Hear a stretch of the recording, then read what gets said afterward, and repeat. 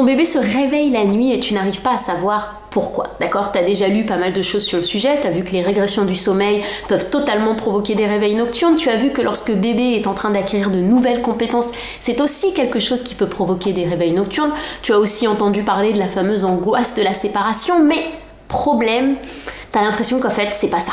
Que ton bébé se réveille la nuit pour une autre raison. Tu sais pas encore pourquoi, mais tu as l'impression que c'est pas ça. Et bien aujourd'hui, j'ai envie de te parler de 7 raisons atypiques pour lesquelles ton bébé se réveille potentiellement la nuit. Mais avant de commencer, sache que je suis Elodie, je suis la créatrice de cette chaîne Even et moi et de la Cool Baby Academy. Je poste toutes les semaines des vidéos pour t'aider à créer un quotidien serein et apaisé avec ton bébé. Donc n'hésite surtout pas à t'abonner avant de continuer. Bon, on y va. Alors la première raison que l'on va voir ensemble, c'est l'inconfort. On n'y pense jamais, mais crois-moi, l'inconfort provoque énormément de réveils nocturnes.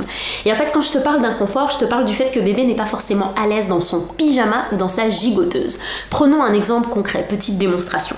Bébé est dans son pyjama, ça, c'est le pied de bébé, d'accord? Donc potentiellement, tu mets son petit pyjama et le pied n'est pas au bout, le pied est ici. Sauf que dans la nuit, eh bien, bébé, il bouge et il va tendre ses jambes. Et quand il va tendre ses jambes, eh bien, il va heurter le bout du pyjama et c'est quelque chose qui potentiellement va le gêner et va le réveiller. Pense-y en fait, imagine-toi justement dans ce type de pyjama où lorsque tu as les jambes potentiellement pliées, ça va, et que dans la nuit, tu vas vouloir t'étirer et tu vas heurter le bout du pyjama. Eh bien ça, c'est quelque chose qui provoque énormément de réveils nocturnes. Et c'est exactement pareil justement si la gigoteuse est trop petite. Donc on veillera toujours, surtout pour les pyjamas, à avoir au moins une taille au-dessus. On veut faire l'exercice en fait, quand bébé tend son pied, on ne veut pas qu'il touche l'extrémité du pyjama, on veut qu'il puisse être complètement à l'aise, car crois-moi, on n'y pense pas, mais l'inconfort provoque énormément de réveils nocturnes. La deuxième raison, c'est tout simplement le lit de bébé n'est pas adapté. Et on pense souvent juste au fait que le lit soit trop petit. Mais on va voir qu'en fait, ça peut être dans un sens ou dans l'autre. Donc oui, certes, le fait que le lit soit trop petit peut provoquer des réveils nocturnes. C'est-à-dire que potentiellement, bébé va se cogner aux parois du lit, notamment pour les petits lits cododo, d'accord, lorsqu'il va se déplacer, et hop, ça va le gêner, il va se réveiller, et du coup, il va avoir du mal à se rendormir tout seul, et il va potentiellement avoir besoin de ton aide. Mais à l'inverse, le fait de passer à un petit bébé qui a encore besoin d'être dans son cocon, dans un lit beaucoup trop grand, va aussi provoquer des réveils nocturnes. Ce qui va se passer, c'est qu'en fait, bébé va un petit peu se déplacer dans son lit et en fait, il va avoir l'impression d'être dans cette espèce d'espace gigantesque, d'accord, sans aucune paroi où il peut tranquillement aller se blottir au chaud, parce que je sais pas si tu as remarqué, on retrouve souvent les bébés dans les coins du lit, d'accord, et en fait, il va se rendre compte que, mon Dieu, c'est trop grand. C'est trop grand, c'est quoi cet énorme vide? Donc le fait que le lit ne soit pas adapté, c'est quelque chose qui peut provoquer des réveils nocturnes. Donc on veillera vraiment à essayer de voir en fait, est-ce que le lit est trop petit? Est-ce que bébé se cogne? Est-ce qu'à chaque fois qu'il se réveille, je le retrouve à un endroit précis du lit, tu vois, cogné contre une paroi?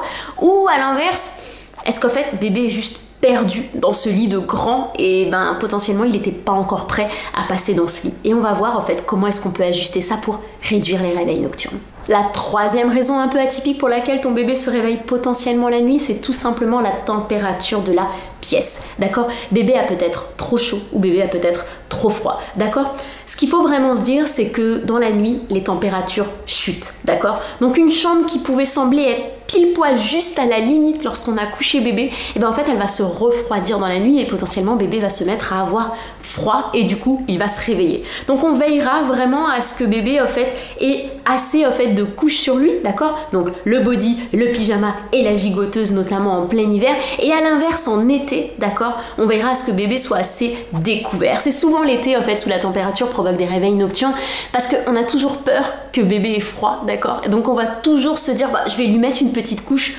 au cas où si dans la nuit il a froid, et bien justement c'est souvent cette petite couche qui va le réveiller, d'accord? Donc on n'hésitera pas à vraiment vérifier en fait que bébé est assez couvert ou à l'inverse pas trop couvert pour les températures nocturnes.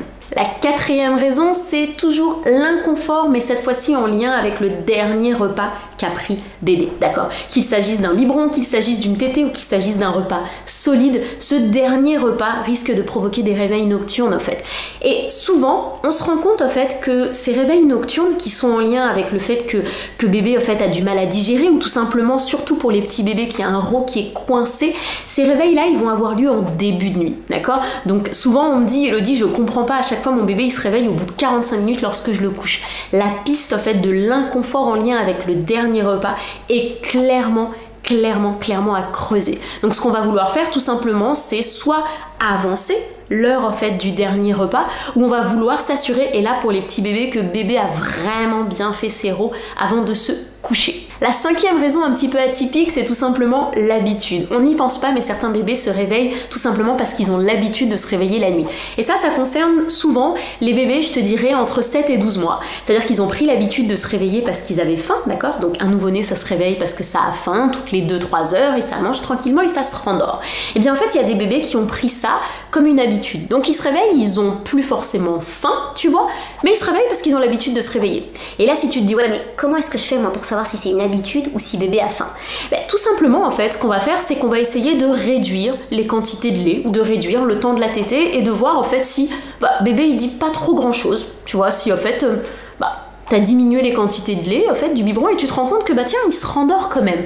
Là, ça va commencer à te donner des pistes en fait, d'accord? Par contre, bien sûr, si bébé pleure, on remplit le biberon et on y retourne parce que du coup, ça veut dire qu'on n'est pas du tout sur la piste de l'habitude. Mais la piste de l'habitude, elle est clairement à explorer, d'accord? Pour voir en fait si est-ce que bébé se réveille par habitude ou est-ce que bébé a vraiment faim. Sixième raison atypique, tout simplement, et on n'y pense pas assez, surtout quand bébé grandit, d'accord? C'est la couche pleine, d'accord? Quand je dis surtout quand bébé grandit, car au début, les premiers mois, on a l'habitude de changer bébé la nuit, d'accord? Il y a tellement de réveils nocturnes, en fait, qu'on en profite pour changer la couche. Sauf qu'au bout d'un moment, en fait, on arrête ce changement de couche, d'accord? Et lorsque bébé se réveille la nuit, eh bien, on va tout simplement essayer de le rendormir. Sauf que pour certains bébés, en fait, cette couche, elle va provoquer un tel inconfort qu'ils vont pas réussir à se rendormir, même pire du coup qu'ils vont se réveiller. Donc pour ça, on n'hésitera tout simplement pas à avoir des couches un petit peu plus absorbantes la nuit, d'accord? C'est pour cette raison qu'il y a des couches nuit qui existent. Il y a des bébés qui sont extrêmement sensibles, d'accord? Il y a des bébés qui ont cette sensibilité sensorielle et du coup tout ce qui va concerner leur toucher va potentiellement les réveiller. Donc une couche trempée, oui, c'est quelque chose qui va les réveiller en pleine nuit. Et enfin, notre septième raison atypique concerne tout simplement la lumière. Et attends, je veux que tu écoutes ça jusqu'à la fin, d'accord?